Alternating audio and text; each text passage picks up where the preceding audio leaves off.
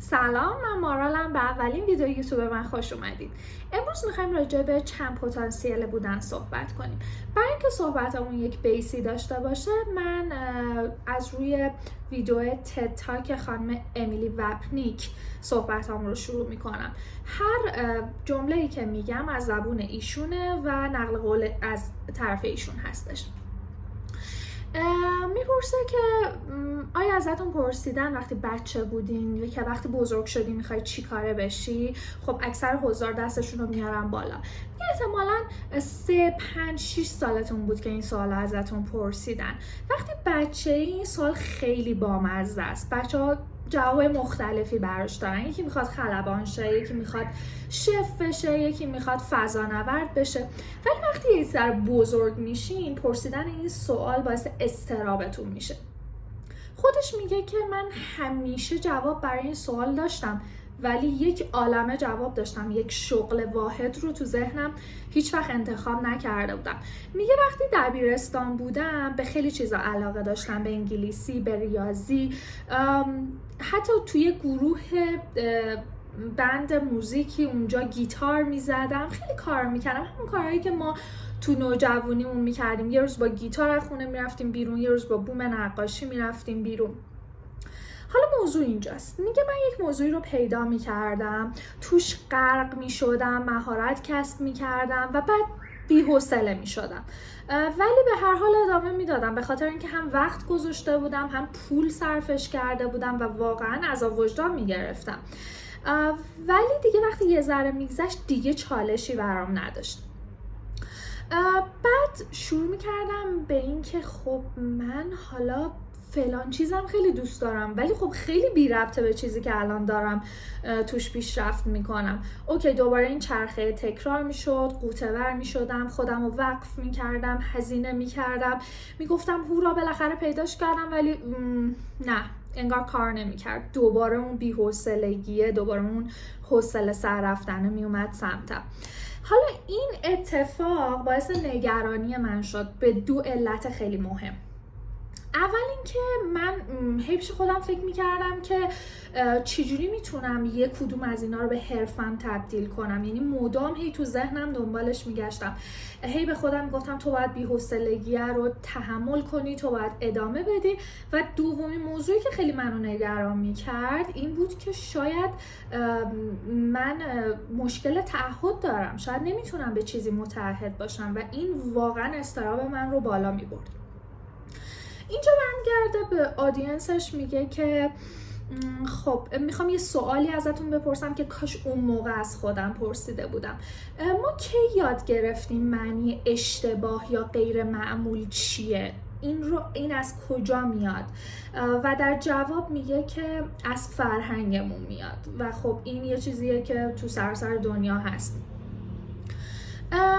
گفتم این سوال تو بچگی ممکنه خیلی فان باشه، ولی تو بزرگسالی به ما استرس زیادی میده.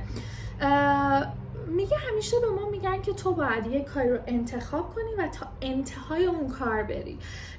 مثلا وقتی میگن تو بچگی که من میخوام یه خلبان بشم و پلیس بشم، میگن نه، نمیشه، تو باید انتخاب کنی، یا باید خلبان بشی یا پلیس بشی. ولی یه مثال جالب میاره، میگه آقای باب چایلز یه روانشناسه که ساز هم میسازه، ولی وقتی تو بچگی به بزرگتر بگین که من میخوام یه روانکاو بشم و ساز هم بسازم، میگن نمیشه، باید یکیشو انتخاب کنیم. و یکی دو تا مثال دیگه اینجوری میاره. تمام فرهنگ ها این رو دارن که شما باید یک کاری رو انتخاب کنید، خودتون رو وقفش کنید، به یک نتیجه برسیم و به قول ما اون گل بزرگه رو بزنیم. و اگر اینجوری نباشیم، تو این چارچوب قرار نگیریم، اینجوریم که یه مرگمون هست، ما یه مشکلی داریم حتما. اما اینجا ویدیو یه چیز خیلی جالب میگه که شما هیچ مشکلی ندارین، شما فقط چند پتانسیله هستین. یه چیز جالبی که ایشون توی این ویدیو ذکر میکنه اینه که در گذشته این افراد لقب به خصوصی داشتن. در دوره‌های زمانی مختلف اونها رو به نام‌های متفاوتی صدا می‌کردن، مثل بحرالعلوم، رنسانس پرسن. در زمان رنسانس این خیلی دستاورد بزرگی بوده که شما توی علم‌های مختلفی دانش داشته باشین. و جالبه که میگه به خانم باربارا شل لقب اسکنر داده بودن. اینجا میگه که ما تنها جامعه ای هستیم که نمیتونیم روی اسممون به توافق برسیم، به خاطر این مولتی پتانسیال بودنمون هستش. اصلا مشکلی نداره شما هر چی میخواین خودتون رو صدا بزنید. و اینکه اینجا میرسیم به این که خب این مولتی پتانسیال بودن 3 نقطه قوت داره، 3 سوپر پاور به ما میده. اولیش اینه که شما میتونین ترکیب کننده ایده ها باشین.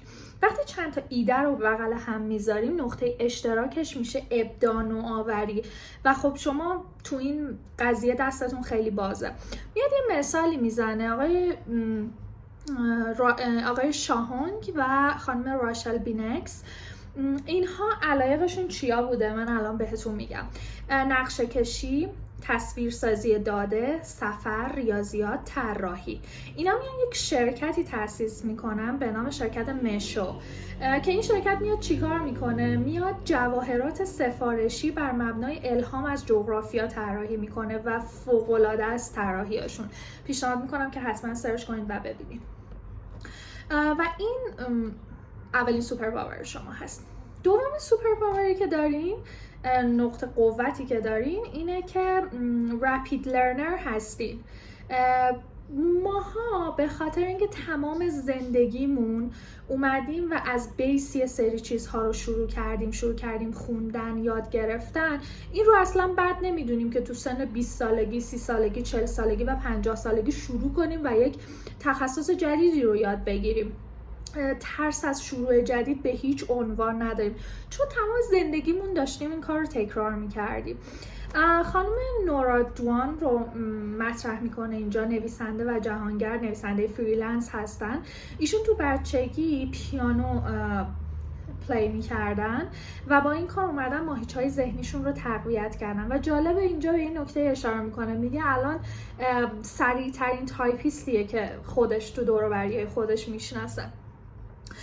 این خانوم برنامه ریز مالی بوده یه مدت توی شرکتی، به خاطر همین الان نقدای خیلی دقیقی مینویسه. یعنی اون در واقع مالی و دقت و چیزهایی که توی مسائل اقتصادی هست باعث میشه که الان تو ادبیات هم همونقدر دقیق و نکته سنج باشه. پس ما فهمیدیم که چیزهایی رو که یاد میگیریم شاید اون لحظه فایده‌ای نداشته باشه، ولی حتما میتونیم جای دیگه استفادهشون کنیم. پس نترسید. و سومین چیزی که بهمون میگه انطباق پذیریه. یه آقای رو نام میبره که اسمش خیلی سخته، ولی ایشون طراح وب، معلم، کیک درست میکنه، همه کار میکنه. شرکتی که اون رو استخدام کرده میگه من برای چی اون رو استخدام کردم؟ به خاطر اینکه اون میتونه هر چیزی که من میخوام باشه. یعنی بنا به درخواست مشتری اون میتونه تو هر نقش و تو هر پوزیشن شغلی قرار بگیره. میاد اینجا اشاره میکنه که تو قرن 21 انطباق پذیری مهمترین فاکتور برای رشد. این رو اصلا ساده ازش نگذرید. خب حالا میرسیم به جمع‌بندی. ما سوپر پاور ها رو گفتیم که چرا اینجوری میشه، اوکی، اشکالی نداره. ببینید یک سری آدم ها هستن که توی یک رشته تخصص و فوق تخصص پیدا میکنن.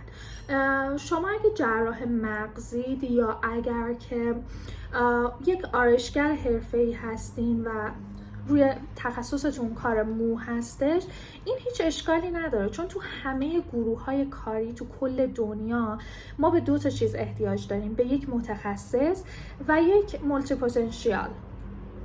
بعد میگه که اینجا شاید بعضیا بیان بهتون بگن که ببین تو چرا اون متخصص مغزه نیستی؟ چرا اصلا اون نباشی؟ و اینجایی که ما باید بگیم که هر چیزی رو که هستی دوست داشته باش، هر چیزی رو که هستی بغل کن.